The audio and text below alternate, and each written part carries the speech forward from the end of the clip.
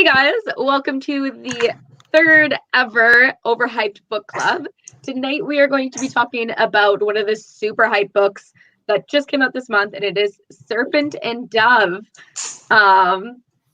So tonight we're going to give you first a spoiler-free version, and then we are going to give you the spoiler version. We're going to tell you everyone how good this book was and if it was worth the hype or not. So let's get into this.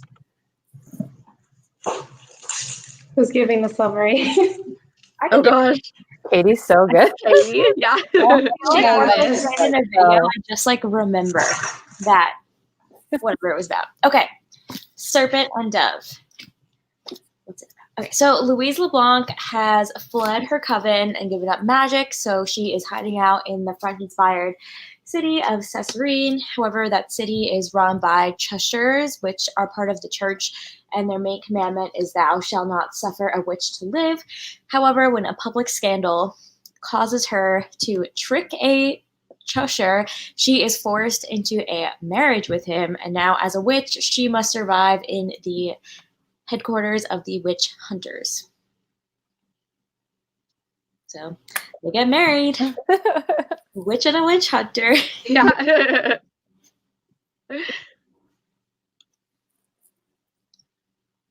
Sorry, my computer is being so glitchy right now. So if I go in and out, then I apologize. Karina, it says you don't have So who wants to give their thoughts? Uh-oh. What's wrong? I said you didn't have sound. Oh, you're good. Oh, is it dark? You're good. You're good. I was trying to figure out the computer, and I was like, I didn't want to, bother everyone. But yeah, that's a really good synopsis. But one thing that I will add is that I feel like what I read from the book, like the synopsis that everyone kept giving, is like so simple compared to what the book actually is. And I think the fact that it is so simple makes the book so much more special because it's just so much more than like what that gives you. Mm-hmm. I totally agree. Yeah, for sure. One of the things I wrote in my review was like, I feel like I didn't know a lot going into the book, but I did read the back cover. So I think it was just because the book is just so much deeper than the couple paragraphs you get of the summary. I agree. I got lost. What are we doing now? This is the synopsis. I didn't do this last month. I'm back. God. Oh my God, my thing's glitching so bad. I might just have to go run and turn my internet off and on again or something. But we should start with our ratings and kind of talk about why we gave it that. And that might kind of like get the ball rolling on, how we felt about the book and why we love it or not. I like that. Who wants to go first? I guess I can. So I rated it 5 stars. I have to say that like people are saying like it's like the new Sarah J. Maas for like fans that like miss when she was coming out with like ACOTAR and everything like that. And I kind of like I see a little bit of a resemblance with it, but I really think that like the book itself was so different than what I've read before. Like I've never read a main character who was so like crass, I guess, and then just like where you never see the girl as the main character who's like more provocative, and then the male is the sort of like conservative one in it. So I thought that was like an amazing touch for the book, and like the story just like I don't know, it was cute and it was fun and it was fantastic. So 5 for me. You said 5. Now I want to change my rating. So I gave it a 4.5, but I will say I love this book so much. You guys don't know. I wanted to just like talk about it as I was reading it. I read it so early on in the month that I feel like I don't even remember like the small little details at this point. But it was the type of book where I'm in such a bad reading slump that I haven't read anything after I read this book. Like I haven't been able to because do you ever read such a good book like nothing else compares? Yeah. That's how I'm feeling right now. Yeah, like a good hangover. Yeah, that's literally what I'm in. And I wouldn't say it's like Sarah J. Maas. In my opinion, I feel like I don't know. It's so unique in like all the good parts. Like all the good things are like unique. And I love the main character, the male and the female. And the female, I have like a little shelf in my bookshelf, and it's like for badass females, and I'm definitely adding this book in that shelf. Yes. She is literally a combination of Lila Bard and Mia Cravarin. Like two of my favorite females like mashed together, and I'm just like, yes, I love her.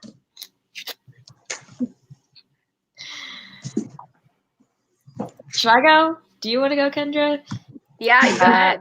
Sure, I can go. So I gave it 4.5 stars, but I will say the longer it's been since I've read it, the more I've liked it. I don't know, like if I was like over analyzing it, because I didn't not like it. Like I always liked it. I always enjoyed it. But the longer it's been, the more I'm like, oh my gosh, that was so cute. And I really like don't have any bad feelings towards the book. Like I only have good feelings. I can't even like pinpoint something that made me upset. You know what I mean? Like it was just so cute, and like you guys have been saying, like it's so cute to have like a soft boy, like even though he's like really like strong and like noble and But he's a honorable. goody two shoes. Yeah, but he's like he's so soft. Like even when he like didn't like her, he was still like kind, and like I don't know, I just loved it. So like I honestly feel like it's a 5-star, but like originally I rated it 4.5 stars. I feel like Majelle and I are going to convince you guys to change your rating to 5. So I rated it 5 stars.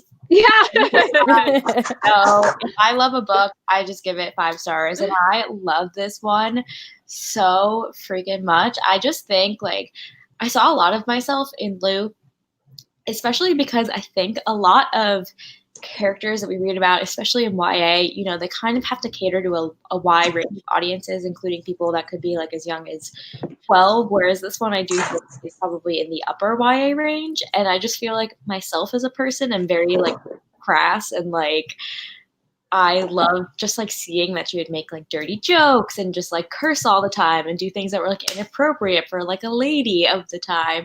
And I just thought it was fantastic because we don't get that a lot. And it's so refreshing that like even if she was like crass and like all that stuff, it was shown in a positive way.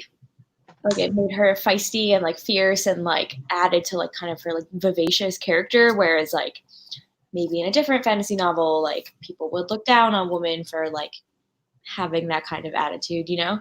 And then I also, again, just like love Reed. It's so funny. Maddie calls him a pious potato. He like in the beginning, like you could tell he was like attracted to Lou, but he didn't want to act on it because he was so like into the whole religion thing, and their relationship dynamic and the way that it developed was just done really, really well. And then, like you guys were saying, there is so much more to the story than just the romance. I think the synopsis kind of makes it seem like it's just a romance, but it's not. It's a lot more than that. Yeah, I like that you mentioned that.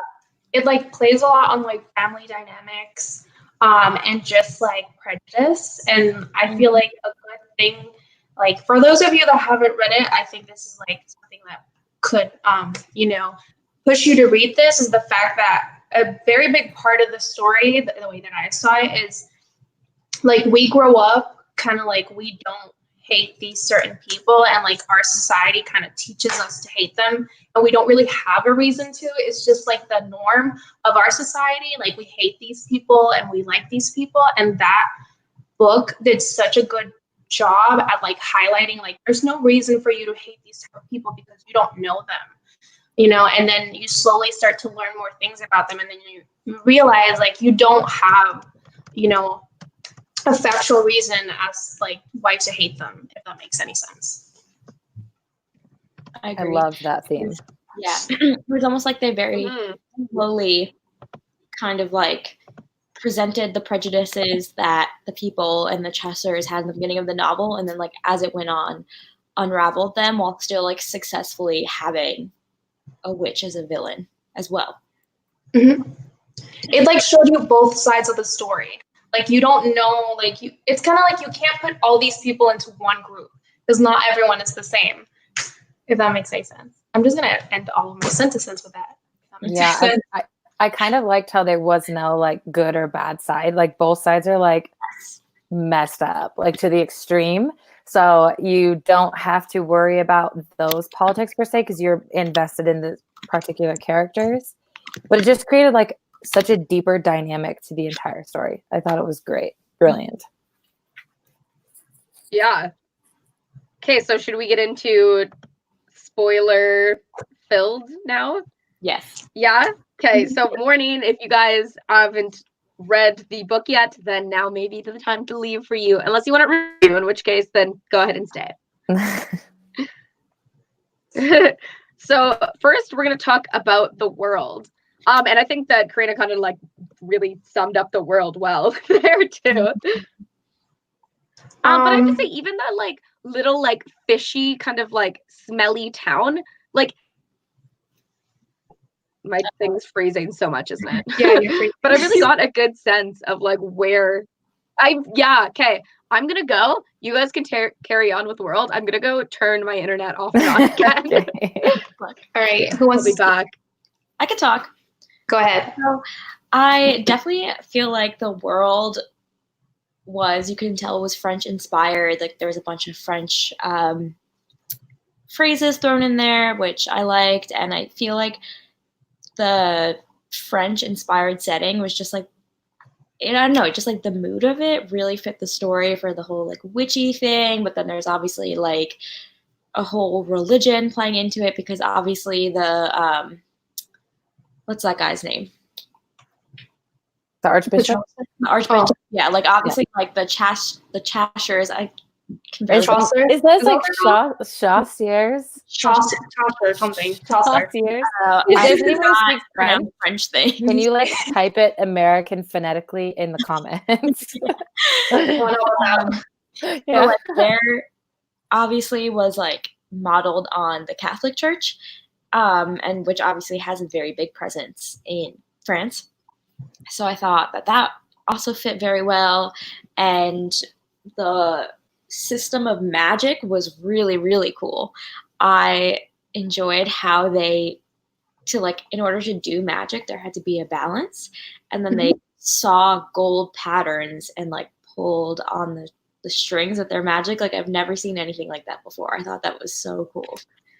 It created like a vivid picture of their magic. So it wasn't just like, and they cast a spell. It was like, and the gold string like appeared. Like I loved it. I thought it was great. Because sometimes in like magic books, they're just like, yeah, they did magic. How'd they do it? It was magic. Like this one, whole theory behind the magic. I will say, I did love the magic system, but I kind of wish it went further because it was already detailed enough to the point that, like if you wanted to perform this kind of spell, you need to like give up something. Like you have, like it's like a give and take. Like you have to sacrifice something. It was very detailed. You have like, was it like blood magic that you did? Yeah, blood magic was like the gold threads, blood magic, like seeing the future. So many different like types of magic that you have or like perform, and I just wish that it went a little bit more deeper into like the laws of each type of like magic system. But hopefully that's something that they do for the second book. Yeah, I definitely think the second book is going to focus more on the blood witches. Yes. I see someone asking in the chat if it's herbology. No, it is. How would you describe it? It's kind of like internal magic. It's not really like witchcraft, like things that you mix together. It's kind of like, so like basically all the people in this world that can perform magic are only women, and it has to be passed down generation to generation. So like men can't have magic. So when you perform magic, you have it in your blood. I think you like activate it with something, and then like you perform, like you slowly learn.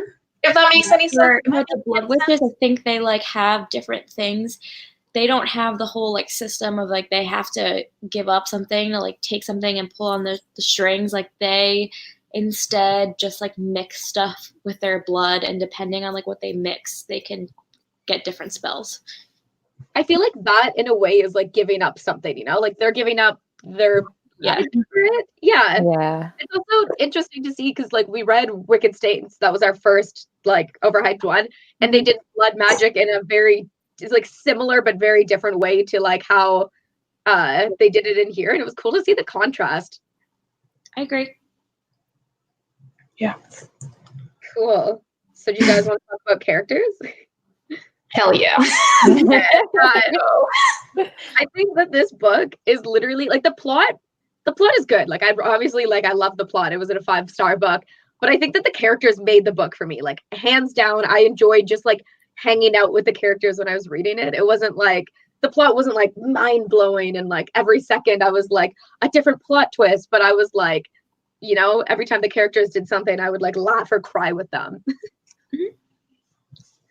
Yeah, I agree. Sorry. Go ahead. I feel like we've already talked a lot about like Lou and Reed, but I also loved Ansel and Coco. Ansel. My heart. I love him. He's such a little bean. He's so Yeah. I don't know if you guys got the Barnes & Noble exclusive edition, but it has the chapter in the back that's from Ansel's perspective during the burning. And you it's cute. Actually? Like, what is it here? Yeah. You see how he like sees the burning and then figures out that Lou is a witch and decides that like, oh, maybe witches aren't as bad. I feel like Ansel like represents like the innocence in the story where he's not a witch husher yet, and he like changes his mind about witches, which is awesome. Yeah. Oh my god, I'm sad Barnes and Noble doesn't exist in Canada because now I want that what edition. the heck? Yeah, right. Why isn't Barnes and Noble in Canada? I know we have chapters though; it's still pretty good. Okay. And the one thing is that I read someone else's review that said, like, as amazing as the two protagonists are, these side characters could have used more developing. Like the side characters were all really cool and unique, but they could use a bit more of like storyline to them kind of thing. And I agree with that. I mean, I enjoyed so much about Lou and Reed that like I didn't really notice it until after when I was like, oh right, like I could learn more about Coco. Yeah, that's the one thing. Actually, that's the only thing that I was like, dang, I kind of wish I learned more about Coco, but I know obviously that we're going to learn everything about Coco in the next book. I'm like, once the book was over, I was like, oh, that's why. Okay. Yeah. You know why I don't necessarily always think that like a character needs to be, obviously they shouldn't be like one-dimensional, like that would be boring, but I don't think they always need to be fully fleshed out in the first book, because then what would there be left to develop in the second book? So I'm hoping we get like more Coco and Ansel and all that, and we learn more, and even the other side characters. Okay, so I feel like now would be a good time to talk about like all the plot twists and things that we learned about the characters, where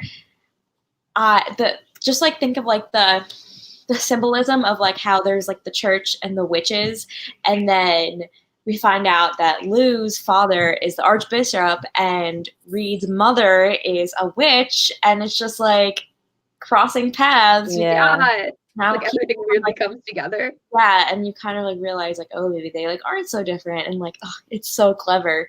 And you would think that like two kind of parentage reveals like that could come across kind of like cheap, but it worked in the story. It did, for sure.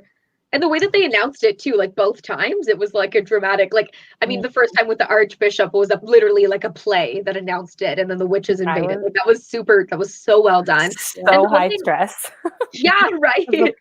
But I want to see so much more about like Reed's mom. Like, I want a bit more of her backstory and why. Like, how did she become the manager of the like whorehouse or whatever she became? The madame or whatever. Yeah. And I like the fact that it like connected back to like, if you were to reread it over again, and you would see the madame so differently, and how she was like actually aiding like Reed and Lou every like turn that they did.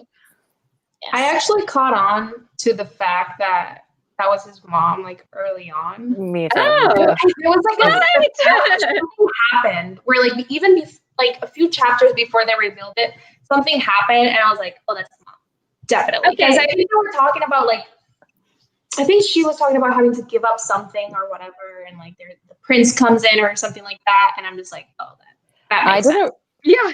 I didn't guess that she specifically was his mom, but I was like the whole time as soon as we learned that he was like put in a freaking trash can or whatever, like as a baby, I was like, I know because his parents, we don't know who they are. I know his mom's gonna be a witch. Especially like, since she's gotta be. Yeah, they don't keep the male babies. They kind of just like get rid of them. Yeah.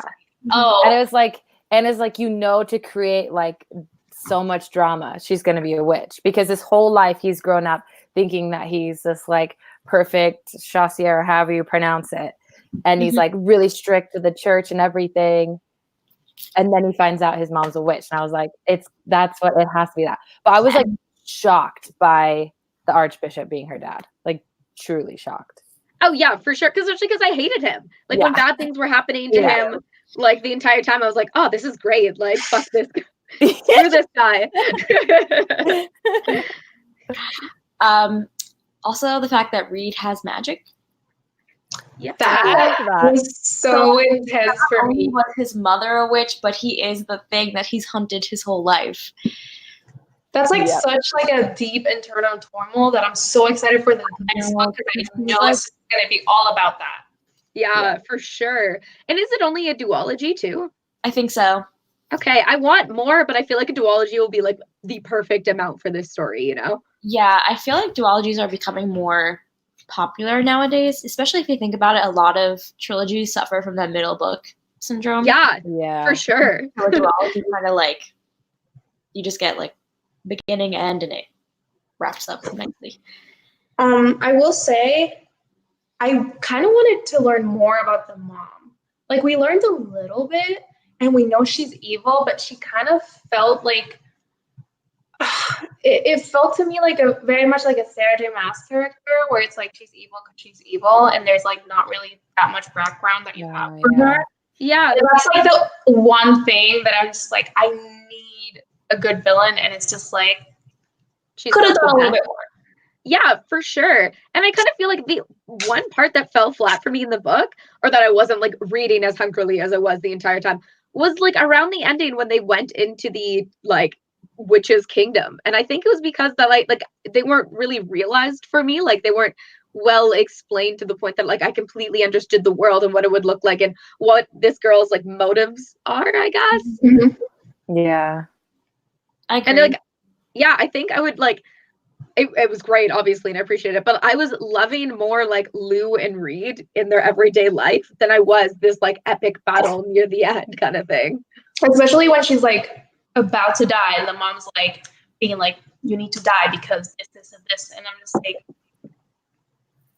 yeah, we know it's not gonna happen. You kind of you like want like when he was literally like, "I don't love you, like fuck off, you can die, like let's go out that door." I was like, "Oh my god, no, I can't." Yeah, like, my heart. I still love you, and he was like, "Nah, bitch, bye." I wanted those feelings to be like, okay, mom is there. She's been chasing her. She's been running away from this woman. It's like battle time, and it's just like. Those are the feelings I want. Prolonged. Yeah, and I think jumping back in between the two chapters of like Lou, where she's not really doing anything, like she's just like comatose-ish in the witch world, and then jumping back to like Reed felt like it like stretched it out when like it needed to be a bit more like epic in the end, I guess. Yeah, I will agree with that. I think that too. I mean, I still love it though. Like even saying these like little bad things, I'm like, oh no, I take it back.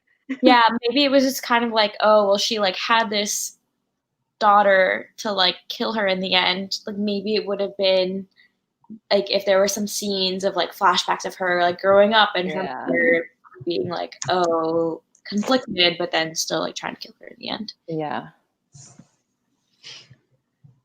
Is there a next section? Let me see. What banners do we have? Well, the next one is ending. So we kind of touched on it. Yeah. We did. We really did. the next one after that is our last one. You guys feel ready about that? Actually, well, wait. Before we do this, do you guys feel like there's anything more in like any category that you feel like you wanted to say? Yeah, we can talk more about the romance. Yes, we haven't even Yeah. touched on that, really. Yeah, true. It was perfect. Yeah. So cute. Yeah. No qualms. I'm kidding. I have one qualm. Ooh, Do what's I? your mom? I feel like I heard someone say this, and I didn't think about it until after reading it, and I heard the person say it. It was something they said something about like they get together and they get married, and instantly they're like, oh yeah, this is my husband and this is my wife. I think it was like, who was it? Emma Books, maybe. The fact that they caught on to just being like, oh yeah, this is my husband, this is my wife, so quickly, it's such a like little minuscule thing, but it's just like, I feel like if I was forced to marry someone that I knew hunted my people, killed my people with no mercy, I wouldn't call them my husband. Like I literally didn't. Yeah. Do you know what I mean?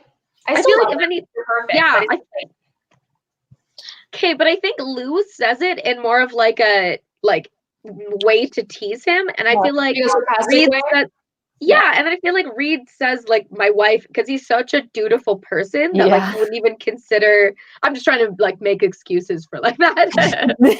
No, that's how I interpreted it too. Like Lou was always saying it to bother Reed, and then Reed was just saying, "Oh, my wife." Yeah, but I just feel like in the internal monologue. Yeah. Yeah. Even when she's talking about him, he's like my husband. I have a question because I genuinely can't remember because it's been like 2 weeks since I finished. But like, if I remember correctly, like, did Lou love other witches really though? I feel like she kind of had like she loved like Coco, and but like was she kind of angry maybe a little bit like deep down? I think so because like no one else thought that it was wrong that she was going to be sacrificed. Yeah, like what the? They're good. Like yeah. Like, she always had some remorse against them, but like I feel like she understood. Yeah. Like I get it. You think it's the right thing to do in order to save our people to kill me, but I don't want to die. And I think there's in a passage where she's like, "Oh, I'm being selfish. Like I'm not helping my people because I don't want to die. Like I'm so selfish." But it's like I feel like Lou is great because she can see like both sides of the same coin. If that makes any sense. Yeah, for sure.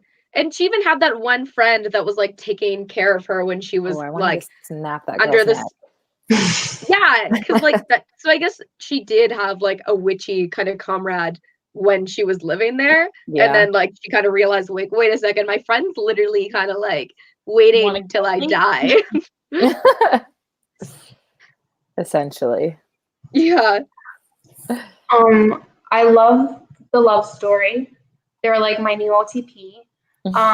And I think the reason that I like this book so much is because I feel like a lot of the books that I've been reading recently fall into like the insta love type of genre, and this one didn't feel like insta love. It felt like it took forever for them to be like, okay, like this is love.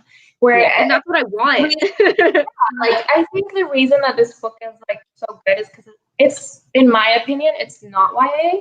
I would kind of call it new adult because they definitely had lust for each other and they definitely wanted to do stuff with each other.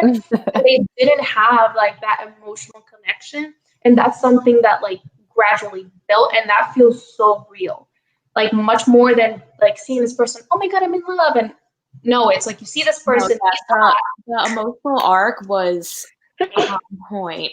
And then, okay, wait, can we also talk about the fact that the first time they slept together, it was on a roof? I thought that was like, are you serious?